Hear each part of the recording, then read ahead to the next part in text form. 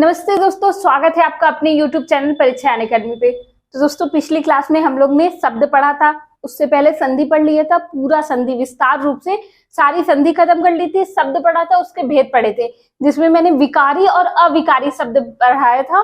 तो विकारी शब्द में ही आज हम लोग क्या पढ़ेंगे? संज्ञा पढ़ेंगे दोस्तों। ठीक है, आज हम लोग संज्ञा पढ़ेंगे। तो संज्ञा अच्छे समझ लीजिएगा, छोटी टॉपिक है लेकिन क्वेश्चन एक आध दो बन सकते हैं कि कौन सा संज्ञा है, किस भाग में आता है। ठीक है, इसको ध्यान में रखते हुए हम लोग पढ़ेंगे। चलिए शुरू करते हैं आज का हम लोग अपना सेशन। पहले जान लेते हैं संज्ञा कहते किसे हैं।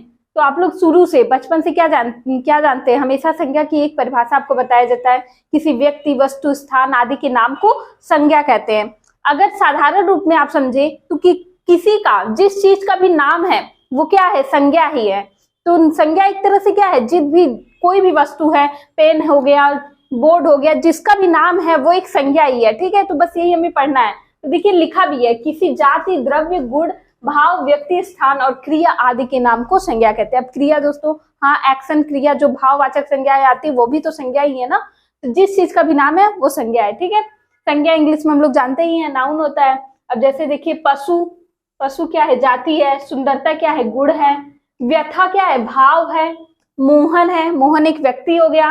दिल्ली एक स्थान हो गया। मारना एक क्रिया हो गई। तो ये सब क्या है? सब संज्ञा है। अब चाहे कुछ भी लीजिए, पेड़ ले लीजिए, किताबें ले लीजिए, बैग ले लीजिए, कुर्सी, गाय, कुत्ता, जिसका भी नाम है वो क्या है? संज्ञा है। पुस्तक, मेज, ये सब देखिए सब क्या है? सब संज्ञा ही है। ठीक है, तो जिस चीज का भी, किसी वस्तु, स्थान आदि के नाम को संज्ञा कहते हैं। सिंपल सी बात है, इसको ध्यान में रखिएगा। अब संज्ञा के भेद, साधारणतः जैसे संज्ञा के जो साधारण भेद होते हैं, जिसको अधिकांश लोग मानते हैं, वो कितने होते हैं? 5 होते हैं। कौन कौन सा आपका होता है? पहला होता है व्यक्तिवाचक संज्ञा, दूसरा भाववाचक संज्ञा, तीसरा जातिवाचक संज्ञा, चौथा द्रव्यवाचक संज्ञा, इसी को पदार्थवाचक संज्ञा भी बोलते हैं, और पांचवा आपका समूहवाचक संज्ञा होता है। ठीक है, ये 5 प्रकार बचपन से हम लोग सुनते पढ़ते आ रहे हैं। ठीक है, और कहीं कहीं देखिए संज्ञा को तीन भेद में सिर्फ बांटा जाता है ना।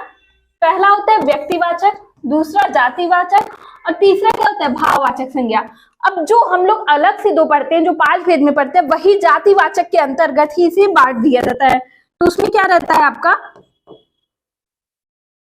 जिसमें पहला जो रहता है आपका द्रव्यवाचक संज्ञा रहता है, और दूसरा आपका समूहवाचक। ठीक है, ये सब जातिवाचक के अंदर ही, इसके अंतर्गत लेते आ रहता है। लेकिन आप लोग जानिए, सामान्य रूप से संज्ञा के 5 भेद होते हैं। ठीक है, यही 5 आपकी संज्ञा के भेद होते हैं। चलिए इनको एक एक करके हम लोग पढ़ेंगे। पहला हम लोग पढ़ेंगे क्या? व्यक्तिवाचक संज्ञा। ठीक है, इंग्लिश में हम लोग क्या बोलते हैं? Proper noun. तो व्यक्तिवाचक संज्ञा जान लेते हैं किसे कहते हैं। तो जिन शब्दों से किसी विशेष पे ध्यान दीजिएगा, इसमें यही चीज होता है। ठीक है, विशेष, व्यक्ति, स्थान अथवा वस्तु के नाम का बोध हो। ठीक है, विशेष, व्यक्ति, स्थान, वस्तु के नाम का बोध हो, उसे व्यक्तिवाचक संज्ञा कहते हैं। जैसे देखिए जयपुर, दिल्ली, भारत, रामायण, अमेरिका, राम, श्याम, अफ्रीका। मतलब कोई भी, अगर सिर्फ हम जैसे कोई भी होली बुक होगी, पवित्र पुस्तक, चाहे बाइबल, कुरान, रामायण, कोई भी ले लीजिए, वो सब आपके किस में आ जाएंगे? आपकी व्यक्तिवाचक संज्ञा में। जैसे भारत, किसी देश का नाम ले लीजिए, भारत, अमेरिका, चाइना, तो वो भी आपकी व्यक्तिवाचक।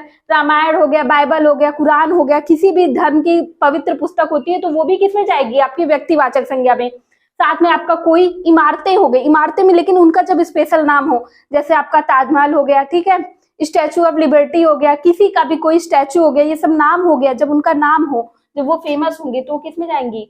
आपके जाएंगे हमेशा किसमें? व्यक्तिवाचक में। कोई महान व्यक्ति हो गए, महात्मा गांधी, एपीजे अब्दुल कलाम हो गए, ये लोग किसमें जाएंगे? व्यक्तिवाचक संज्ञा में जाएंगे। तो इतना याद रखिएगा, विशेष रहेंगे। ठीक है, वो विशेष रहते हैं इंग्लिश में, इसीलिए उनके आगे हम लोग द लगाते हैं। ठीक है, आगे चलते हैं। अब बात करते हैं जातिवाचक संज्ञा की। जातिवाचक संज्ञा क्या होती है? जिस शब्द से एक जाति के सभी प्राणियों अथवा वस्तुओं का बोध हो, यानी किसी एक जाति का बोध कराएं, पूरे एक कम्युनिटी का बोध कराते हैं। जैसे देखिए बच्चा हो गया, जानवर, नदी, अध्यापक, बाजार, पहाड़, खिड़की इत्यादि। मतलब जब वो किसी कोई स्पेशल नाम ना लेके कह दे, सिर्फ लड़का जा रहा है, बच्चा जा रहा है, क्लास जैसे पूरा हो गया ना, बच्चे खेल रहे हैं, तो ये सब किसमें जाते हैं? जातिवाचक। जैसे देखिए कार, जब सिर्फ कार बोलेंगे तो ये आपका जातिवाचक संज्ञा हो गया। लेकिन यही अगर हम किसी कार का नाम ले लिए, आडी ले लिए, लैम्बोर्गिनी, किसी का भी नाम ले लिए, तो किसमें जाएगा? आपका उसमें जाएगा। अभी इसके पहले मैंने व्यक्तिवाचक बताया तो उसमें जाएगा। लेकिन अगर सिर्फ कार बोल रहे हैं तो आपका जातिवाचक। अब बच्चे हैं, ठीक है, बच्चा हो गया, लड़का हो गया, लड़की हो गई, ये सब आपका सिर्फ लड़का लड़की बोलेंगे तो किस में जाएगा? आपका जातिवाचक संज्ञा में। कोई इमारतें हो गई, सिर्फ बिल्डिंग, इमारत, घर बोल दिए तो भी आपका जातिवाचक, टीचर बोल दिए तो ये सब किस में जाएगा? जातिवाचक संज्ञा में जाएगा, जो किसी जाति का बोध कराएगा। अब बात कर लेते हैं द्रव्यवाचक संज्ञा की, ठीक है। द्रव्यवाचक, इसी को क्या बोलते हैं और हम लोग? पदार्थवाचक संज्ञा। इंग्लिश में क्या बोलते हैं? मटेरियल नाउन ना। वह शब्द जो किसी तरल, ठोस, धातु, अधातु, पदार्थ, द्रव्य आदि का बोध कराते हैं, ठीक है।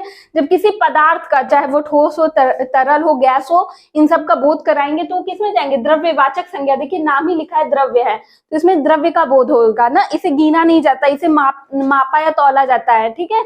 जैसे देखिए जल हो गया, कोयला, सोना, चांदी, लोहा, फल, दूध, सब्जी, हीरा, तेल, घी, दाल। अब जैसे आपको घी लेना हो तो आप 1 लीटर घी लेंगे, ठीक है। इसका क्या होता है? ये तौली जाती है, माप तौल की वस्तुएं होती हैं।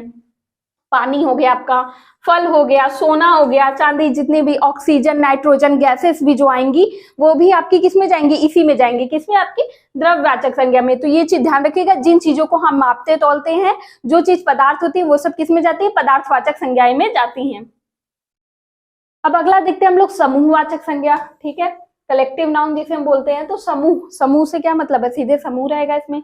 जिन संज्ञा शब्दों से किसी व्यक्ति या वस्तु के समूह का बोध होता है, मतलब उनकी ग्रुपिंग, उनका मतलब इकट्ठा होने का बोध होता है समूह का, तो उसे हम क्या बोलते हैं? समूहवाचक या समुदायवाचक संज्ञा कहते हैं। जैसे देखिए भीड़, मेला, सभा, कक्षा, परिवार, पुस्तकालय, झुंड, गिरोह, सेना, दल, गुच्छा, दल, टुकड़ी आदि, ये सब क्या है? समूहवाचक संज्ञा है। जैसे देखिए एक परिवार है, परिवार में कई लोग होते हैं, तो परिवार क्या है? एक समूह है, ठीक है। फूलों का गुच्छा होता है, अंगूर का गुच्छा हो गया, ठीक है। पशुओं का झुंड हो गया, जैसे हम लोग बोलते हैं ना पशुओं का झुंड, टीम बोलते हैं, ठीक है। इंडिया की टीम होती है जब, ये सब सेना, पुलिस, ये सब क्या है? ये सब आपके समूहवाचक संज्ञा है। तो ये चीज याद रखिएगा, दल, टुकड़ी, गुच्छा, ये सब चीज जहां आए वो सब आपके क्या हो जाएंगी? समूहवाचक संज्ञाएं हो जाएंगी। अगला लास्ट हम लोग देखते हैं, पांचवा आपका जो है भाववाचक संज्ञा, जिसको इंग्लिश में क्या बोलते हैं? Abstract noun. तो भाववाचक संज्ञा क्या होगा? जिन शब्दों से किसी प्राणी या पदार्थ के गुण, भाव, स्वभाव की अवस्था का बोध होता है। इसमें दोस्तों गुण के साथ साथ आपके दोष भी आते हैं, जिनको हम क्या छू नहीं सकते, प्रत्यक्ष देख नहीं सकते, लेकिन महसूस करते हैं, फील करते हैं। वो चीजें आपकी क्या होती हैं? आपकी भाववाचक संज्ञाएं होती हैं। जैसे देखिए मिठास, मिठास को क्या किया जाता है? महसूस किया जाता है। कड़वाहट, क्रोध, जवानी, स्त्रीत्व, बालकपन, मित्रता, अपनत्व, अहंकार, अच्छाई, बुराई इत्यादि, ये सब क्या रहता है? हम लोग क्या करते हैं? फील करते हैं। जैसे देखिए बुढ़ापा देखते हैं हम लोग, क्या किसी के अंदर है तो फील करते हैं। बुढ़ापा, गुस्सा हो गया, दोस्ती हो गया, ठीक है, गर्मी हो गया, ये सब क्या है? जिस चीज को महसूस किया जाता है वो क्या होता है? आपकी भाववाचक संज्ञाएं होती हैं। तो दोस्तों ये थी आपकी 5 प्रकार की संज्ञाएं, इसको ध्यान रखिएगा, ठीक है। एक चीज और है,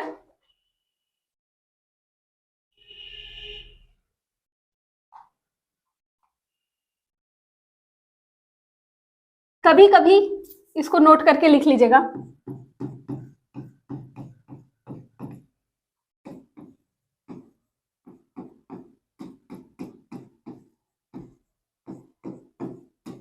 कभी कभी व्यक्तिवाचक संज्ञा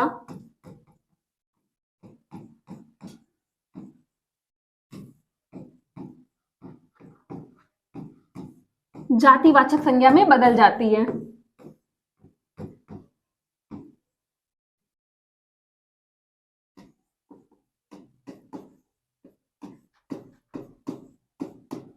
और जातिवाचक संज्ञा व्यक्तिवाचक में बदल जाती है।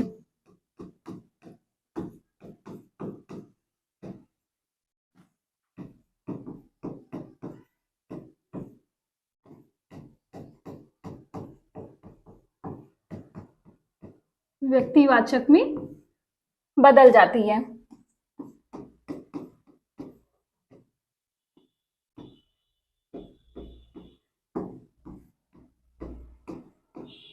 जैसे एग्जांपल देखिए, इस लाइन का कहने का मतलब क्या है कि कभी कभी जो व्यक्तिवाचक संज्ञा है वो जातिवाचक संज्ञाओं में बदल जाती है।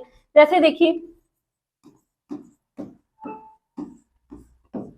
जैसे अगर कहा जाए अब तो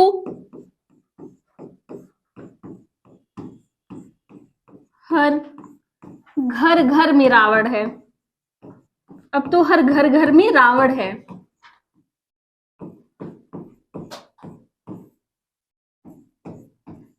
तो देखिए दोस्तों, रावण क्या है? रावण तो एक फेमस व्यक्ति हो गया ना, ये क्या है? व्यक्तिवाचक संज्ञा है। लेकिन अगर यही रावण क्या है? आपके एक फेमस व्यक्ति हो गए, लेकिन अब क्या है? ये बात क्या है? अब तो हर घर घर में रावण है। तो रावण को क्या, एक जातिवाचक, एक कॉमन नाउन बना दे रहा है, जातिवाचक। तो ये व्यक्ति से क्या हो गई? जाति हो गई। साथ में अगर कह दिया अब तो भारत में विभीषणों की कमी नहीं है। दूसरा एग्जांपल ले लीजिए, भारत में विभीषणों की कमी नहीं है।